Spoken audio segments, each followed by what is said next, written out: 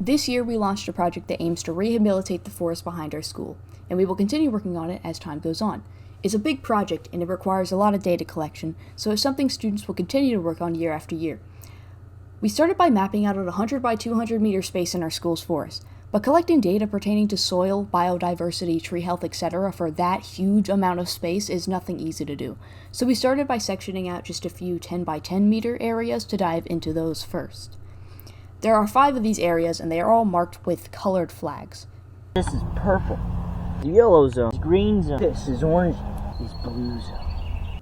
We also make some broader observations about the forest as a whole, such as noting down different invasive species we see that we plan to terminate, and also hope to replace with indigenous species in the near future. One problem that we ran into was ticks. They aren't fun to deal with for the kids that are working outside, so we had to come up with some way to combat it.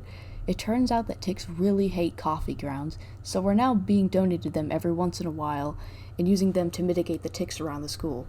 We also plan to introduce possums into the area for the same goal. Furthermore, Austin reached out to Beaver Creek Wetlands Association so that they could verify our data. We also wanted to see if they were on board with what we were doing.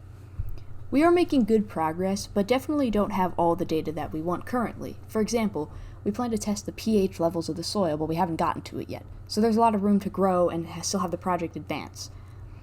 The point of this project is to make a lasting effect on our school's forest. We're monitoring it to make sure it's healthy as well as to make sure it's a nicer place for the students at our school, especially the younger ones.